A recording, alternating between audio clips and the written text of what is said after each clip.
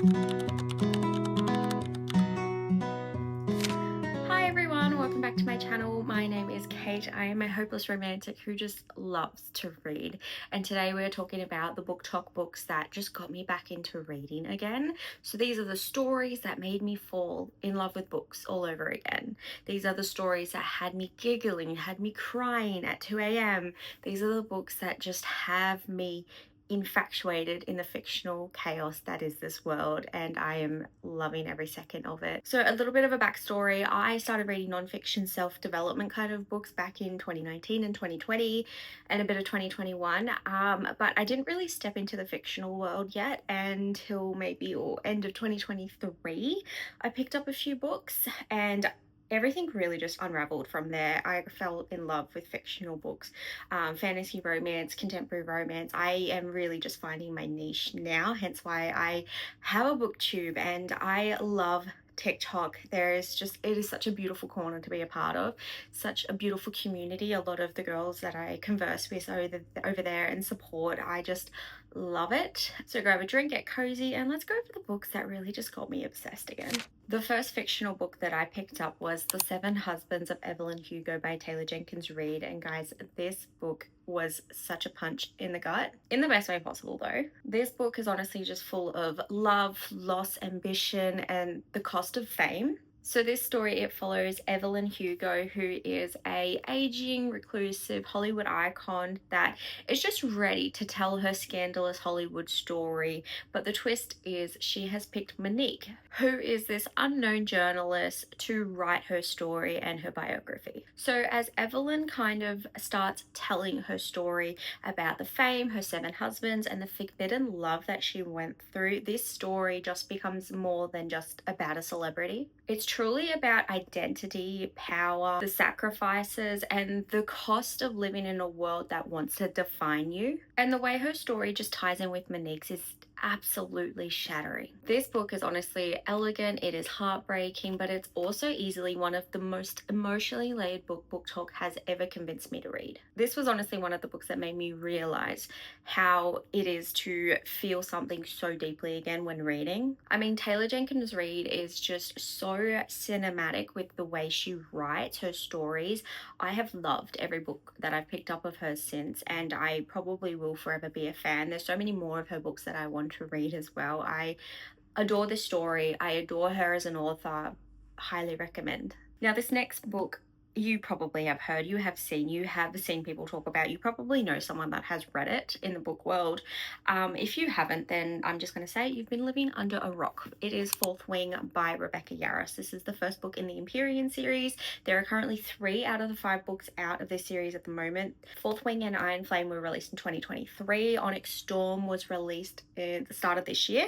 We have no idea when book 4 is going to be released. We have no idea if it's been written yet, so I digress. But truly, this is the book that took over BookTok and took over my personality. So this follows a Violet Sorrengail who was meant to live her life surrounded by books and not in battlefields. But then her mother, who is the general at the Basgiath War College, forces her to go into the Writers' Quadrants, and everything it changes from there. Violet is small, she is fragile, and she is so completely out of her depth. In a world where there's dragons that you have to bond with, I mean, they don't bond with the weak, and she presents as that. And honestly, Violet has everything stacked against her with this Writer's Quadrant. Then we have Mr. Xaden Ryerson, who is a broody, powerful wing leader and absolutely hates Violet for all the wrong reasons. This book introduced me to the rivalry, the chemistry, the tension that is possible in a book, and I was unwell. This book, the series, it's brutal, it's romantic, and it also had me screaming and throwing the books across the room. This book and series has definitely opened my eyes up to what it means to get lost in a world and in a book and in a series. I mean, with dragons, danger, and morally grey men, what else could you want? And in my opinion, this is fast-paced, it is spicy, it is emotional, and it also is the perfect balance of romance and fantasy. I truly just loved getting lost in this world, and every time I reread it as well, oh, the feelings are all there. Now, this next book is probably another book that you have seen all over BookTok, and It's popular for a reason. It is A Court of Thorns and Roses by Miss Sarah J. Maas, and guys, this has started my Fae obsession, and probably yours too. I mean, half of BookTok is obsessed with Fae men because of the series. This book specifically is a Beauty and the Beast retelling that is an epic fantasy full of danger and power and a love story that completely changes direction halfway through. This story follows Feyre, who is 19, and she accidentally kills a wolf in the woods, but actually, it was a Fae man in disguise. As her punishment, she is dragged from the human lands across the wall into a magical land ruled by Fae. And her captor, Tamlin, isn't quite the beast she expected him to be. What starts as an enemies to lovers just turns into this epic fantasy that is dark and far more powerful. There's mystery, there's magic, there's a slow burn tension in this book that makes you want to throw the book across the room, and I did. This book, this series is romantic, it is dangerous, and it is so addictive. This book was the first book that had me truly hooked, and it opened the door to the fae-filled, morally grey obsession that I have now. This is one of the books that had me saying just one more chapter at 3 a.m. in the morning. It's dramatic, it's emotional, and it is 100% worth the hype. I recommend reading this whole series if you haven't already. Then we have Love Theoretically by Miss Ali Hazelwood, and this honestly is the book that made me realize I love a good academic romantic comedy. I love the smart girl cross, emotionally clueless man trope, and honestly, BookTok made Miss Ali Hazelwood a house name for a reason. Anything Ali Hazelwood writes, I buy. She is an auto-buy author for me. Her books are honestly just comfort reads for me. They're cozy, they're funny, they're spicy in all the best ways.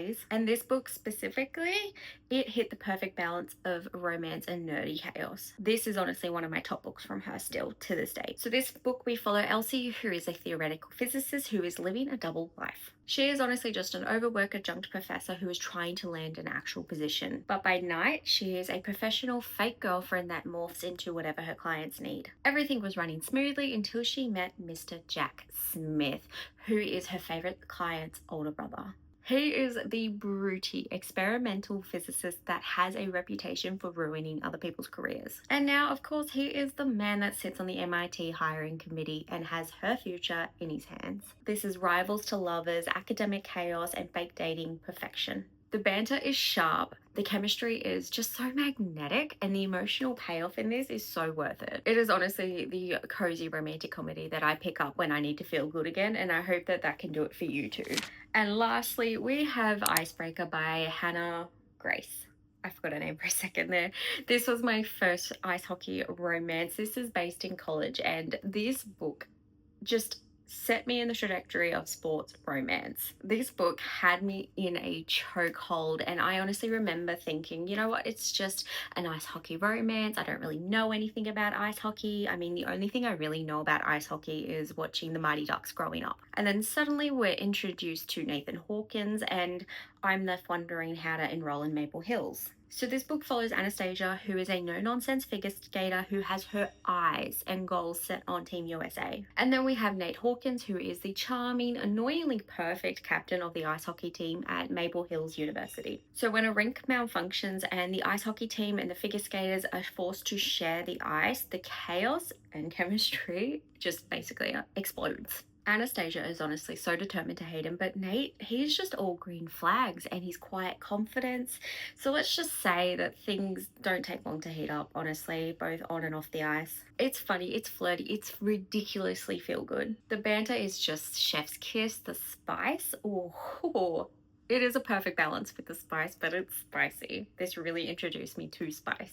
This book made me fall in love with ice hockey romances. I mean, who can resist a soft golden retriever hockey boy? It's funny, it's sexy, it's comforting, and it's just the perfect light-hearted end to my BookTok starter stack. And that's it. Those are the BookTok books that pulled me back into reading again and made me realize how much I love reading. So whether it was romance, fantasy, or just pure heartbreak, these books found me when I needed them. And honestly, they've just kept me turning pages ever since. So if any of these books were a part of your reading journey, please let me know in the comments. I really want to know other people's BookTok starter packs or what books from BookTok got them pulled back into reading. If you like this video, don't forget to like and subscribe to my channel too. If you want to connect in social media, I will leave the handles on the screen. I have Instagram and TikTok. And yeah, until next time, happy reading.